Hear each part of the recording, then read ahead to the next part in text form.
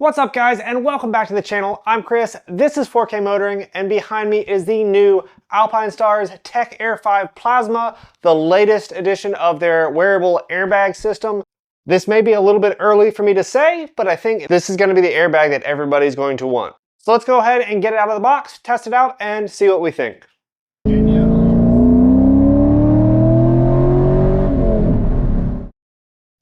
Alright, so this is the latest offering from Alpinestars. This is based on their Tech-Air 5 platform, which has largely been their street track option for the last couple of years. There's been a couple major drawbacks for that and reasons people didn't like it, reasons that I didn't buy it, that they seem to have totally revised for this new edition. Motorcycle airbag technology has been advancing for years, and honestly, until this press release, I didn't realize how long Alpinestars had been working on this. 2001 was the first time that Alpinestars ventured into the wearable airbag system. That is over 20 years, almost 25 years ago at this point. Back in 2003 is when they started data logging, so getting all the data they need for their algorithms. So over 20 years of data for that has gone into making these systems and making them work. If you don't watch racing or you've not been to a track day, you may not be aware that wearable airbags are a thing now. They are actually hugely beneficial to the motorcycle rider. When we look at CE standards for the conventional pads that are found in motorcycle gear, if you guys have seen that Fortnite video, you know that they really aren't that impressive. Obviously, a lot more can be done, and companies are starting to listen. Wearable airbag technology has allowed much greater impact force absorption and reduction, allowed riders to walk away from what would have otherwise been pretty severe injuries. If you watch MotoGP, you can see these suits puff up almost instantaneously, and they are pretty impressive. Now, just to break down the market a little bit, if you're unfamiliar, there are two main types of these airbag jackets. There are some that are tethered to the bike, meaning they're not electronic or reliant on sensors and algorithms. They literally have a cable connected to your bike. So if you end up coming off your bike at a certain speed, they will inflate. The other type is like this Tech-Air 5 Plasma. They are algorithm based. There is an electronic sensor, a gyroscope, and accelerometers, kind of like what you have in your phone. In the vest itself, it monitors some computer programs to know what is normal riding and what forces are present in a crash. Now I'm going to dumb this down just a little bit with pros and cons. Obviously, if you have a system that is tethered to your bike, you don't have to rely on a sensor guessing correctly that you've been in a crash. If you come off that bike, it's going to deploy. Likewise, you don't have to rely on a battery being charged. It will just work. As long as you are pulled off that bike, it will work. The drawback to that is you have to be pulled off the bike before it starts working, meaning there's a little bit of a delay.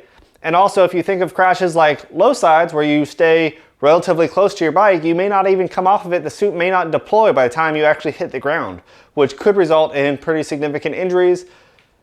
For the multistrada community out there on YouTube, if you guys know Rimbo, he had a bad crash last year where he low-sided a bike that he was testing and caused him to slam on the ground, break quite a few bones, and be in quite a bit of pain for a while.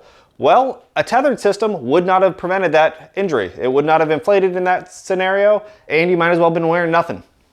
These electronic systems now have become so reliable that false inflations have basically become a non-issue. They work when they're supposed to work every time. They'll detect low side crashes, high side crashes. This Tech-Air 5 Plasma has 3 different algorithms. They have a street, a track, and an off-road algorithm. Each one is looking for slightly different things and has different tolerances.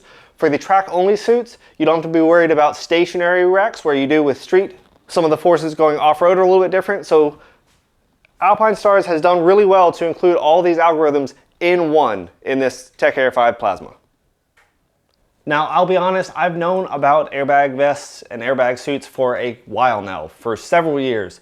I've looked at them, I've played with them, and nothing has really gotten me to the point where I've said to myself, yes, it's worth spending all this money to get one. Here are a couple of the reasons why, for me, it hasn't been an option. First is, most of the riding jackets and riding gear that I have, I've gotten at a size that fits me pretty well. That way, if I do get in a crash, the pads don't slide around. They stay where they're supposed to. That doesn't leave a lot of room for some of these airbag vests, so that's been kind of a concerning option for me. I've looked into things like the external vests, the ones that go over your jackets. They didn't seem like the best options in terms of protection. Beyond that, the few that I did think would work for me were just bulky, cumbersome, and To be frank, they looked hot. They didn't look like they flowed any air, and they looked like they were going to take up a lot of room under the suit. Well, I can confidently say this new Tech-Air 5 Plasma has solved pretty much all of my complaints. So this is the suit. Personally, I wear in most things a size medium, and per the sizing chart of the Tech-Air 5, the medium is what I went with. It seemed pretty true to size. So this has an included hard back protector. I believe this is a CE level 1 back protector. This is their new plasma line, so it is a little bit lighter, a little bit more street oriented. It has all the electronics, the single canister, everything you need right in the center of this back plate. The protection it gives is all of this kind of solid area. So you're getting around your ribs, full coverage under your arms. You're getting shoulder and upper arm coverage. You're getting chest and rib coverage in the center. But everywhere that you don't need this coverage, you have very breathable mesh. You can literally see through this. This is very light mesh. Now, some of the features they talk about this is user-replaceable canisters. If you have a deployment, you can replace this canister yourself for about $100. Honestly, if I'm involved in a wreck on the street, my insurance is involved, so I don't really care. The bladder itself is good for up to 6 deployments before you have to send it back for them to evaluate and maybe replace the bladder, just because of the rapid expansion. This is an argon canister, not a CO2 canister like some of the cheaper ones. This is fully electronic. Unlike the earlier Tech-Air 5, you're not reliant on an app. There is an app that will connect to this. It has a 1.5 star rating on the Google Play Store, so I'm sure it's well made. I haven't downloaded it. It does let you download firmware updates to the vest, so I'm sure it will be useful at some point. But there is a controller right here on the vest that, when connected via magnet, will turn the vest on, tell you it's ready, and show you what mode it's in. There's a button that allows you to change mode from race to street to off-road, and it just works well. This has 30 hours of ride time in the battery life, and it only turns on when these magnets are connected here in the front. There is a firm on-off switch on the back. If you're shipping this and don't want it to potentially go off or wear down the battery, you do have a actual toggle switch for that, which is pretty nice. And you can take this all apart to wash it. All in all, I think that's a pretty compelling system. As I put it on, you guys will notice, again, size medium. I'm 5'8", about 160 pounds, and this thing fits me fantastically. There's a little bit of stretch to it, which is nice. So it will accommodate a range of people. The sleeves are kind of elastic mesh, so they fit tightly. So under a suit, they're not going to get bunched up and become baggy.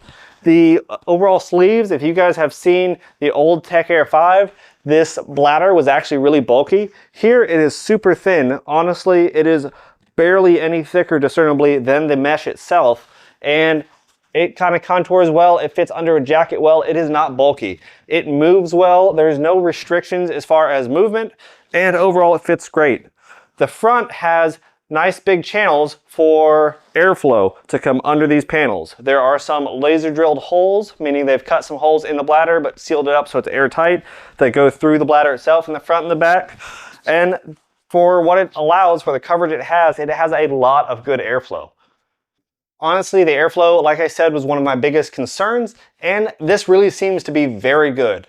Now, I have not ridden it in summertime in North Carolina yet, so full caveat. I've ridden it under my Revit Poseidon 2 that has just 2 big chest vents that ironically go right where this doesn't vent, which I thought was going to be kind of adverse, but I could tell there's air flowing all around this vest. Air gets in through these mesh panels and gets under the bladder panels and actually flows around pretty well. I didn't have a problem in 60 to 70 degree weather wearing a full barely breathable jacket, still feeling airflow to this vest. As you guys know, I'll be going on a roughly 3,000 mile road trip going down to MotoGP in the next week or so, and there's going to be some temperatures up in the 90s. I'm definitely going to get some experience using this vest through long road trips and with some different types of jackets over top, mesh and my normal Gore-Tex, so I'll be able to give you guys a really good impression on how it does. So another concern I had was just the overall space under my jackets. Alpinestars says you need about 4 centimeters of space between this vest and your jacket, just free space inside your jacket, for a full expansion. That way this thing can actually deploy under your jacket and be useful. Well, I was pretty much on the line. Like I said, I had fairly well-fitting jackets. They don't have a lot of extra space, and I found that 4 centimeters was kind of on the limit. I barely had that much. But when I removed the pads that were redundant, basically these old CE level 2 pads that came with the jackets, same thing that my vest itself covers with airbags, I found actually I had plenty of space. That said, if you're deciding between getting a new jacket and potentially getting an airbag as well, if you're between sizes on a jacket, kind of right on the edge, go up the size. Your airbag will appreciate it. In the box,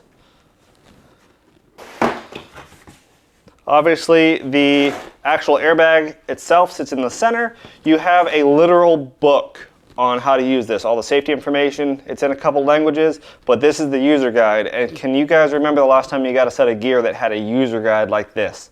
My Ducati Multistrada, one of the technologically advanced bikes on the planet, didn't have an owner's manual this thick.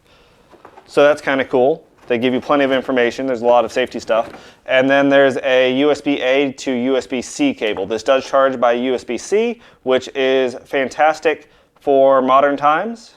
I think that's the way everything should go because that is just the charging cable of choice going into 2025. There is no charging brick or anything else included in the box here. That is what you get. It does come with a valve that you can install. When you take the canister out, as if you're going to wash it, you can go ahead and use this valve to pump it up manually with air to make sure it's holding air. Also to test fit it under your jacket if you want to. That is included in the box.